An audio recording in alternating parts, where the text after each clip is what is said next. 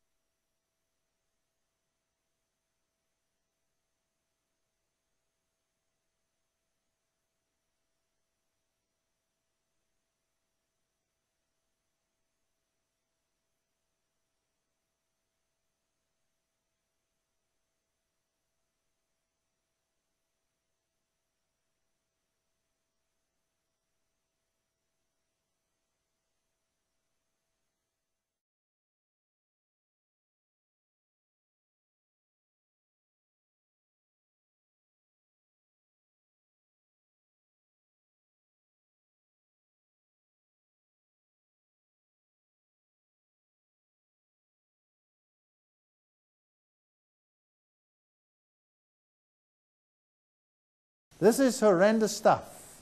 Albert Pike says the true name of Satan, the Kabbalists say, is Yahweh, reversed.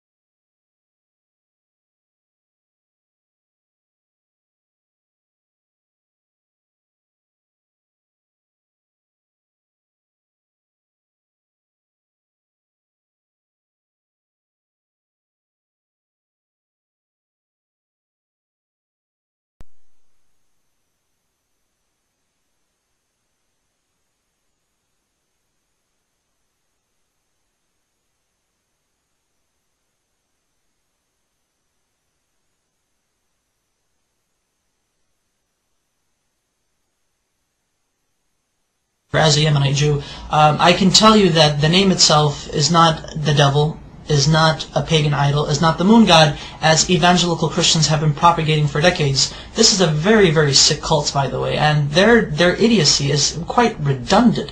I mean, I can't even imagine if people would actually teach themselves these things and flatter themselves with these things, and at the same time claim to support Israel, when in actuality in Israel we say Allah, we say Yallah, we say these terms, these phrases are understandable to our understanding, that they are not in any way, shape or form to what they say, to what evangelical Christians say is basically the devil. No, we understand what the name Allah means, what it signifies. Take the dictionary of the Hebrew language. I take the dictionary and I actually took the name of God, which is, through etymology, is the three letters Aleph, Lamed, Veith.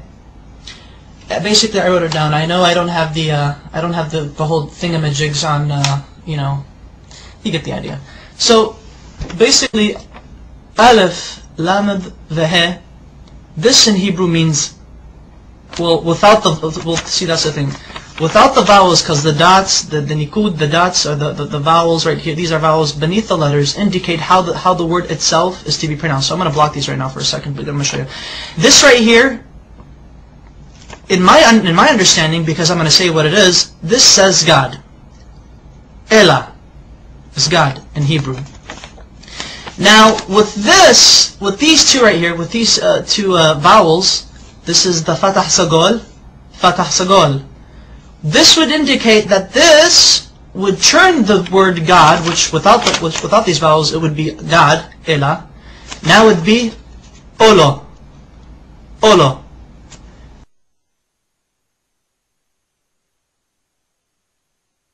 Olo means a curse, an oath, or a covenant. Christian evangelicals love to use this. They like to say, but you see, Allah, with these vowels, indicates that Allah is a curse. Therefore, the Muslims are worshipping an evil God who was a curse onto humanity. These evangelical Christians, they're nutcases, they're nutbags. And I took it upon myself further to actually see how they got this idea that Allah, the Arabic name of God, is a curse, and more recently is the devil. I don't know how they do it, but they do it. Allah is not the devil. God forbid. May God even forgive me for saying such horrible things. But here's the Hebrew version of the Arabic name Allah once it is written in Hebrew. The Arabic name Allah has 4 consonants because Hebrew is like Arabic. It's almost similar. Same alphabet, same thing, just different script. This is the Arabic name of God. This is how the script is. This is when it's connected, because Arabic is a cursive language. This is the connected form, but however it is 4 letters. 1, 2, 3, and 4. I'm going to have to baby you guys into this. Now this is the name of God, Allah in Arabic, but broken up. So that way each letter is given its position. This is Aleph, this is Lam, this is Lam, this is He. So Allah. Okay. Now this right here, Allah in the Arabic script, this is how it would become rendered in the Hebrew rendition. That way, Allah in Hebrew would be Aleph, Lamed, Lamed, He.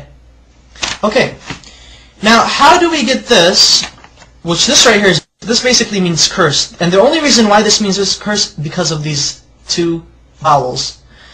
There are 7 letters in the Hebrew language that look like this, that have these 3 consonants. There are 7 Hebrew words in the Hebrew language that have these 3 consonants, and they're both the same. How do Hebrew-speaking Jewish people or non-Jewish people know? How do they differentiate? How do they know when a curse means a curse and God means God? Because this right here, without the vowels, this literally means God. This right now I'm just God. This says Elah, Elah. Now with the vowels, it means Ola, which means a curse. Look at this right here. I'm actually going to write down the proper Hebrew name of God with the correct pronunciation. This is how we know. This is how we could tell when God is God and when the letter represents, or when the word is God, or when the word means curse. Okay. There we go. Notice the symbol, notice the vowels. This becomes A, and this dot right here, the holom, it becomes Alo. Alo. Olo and Alo. Olo, Alo. Guys see the difference? This right here, though they have the exact same letters, Exact same letters. Everything is rendered the same thing. However, the use of vowels in the Hebrew language allows us to make distinctions between the understandings of what the words mean, what they imply. This may mean curse, but this at the same time may mean God. In Arabic, God can also be written without using two L's. So it could actually be Alif, Lam, the He. So, Ilah, which is the exact same thing as Allah.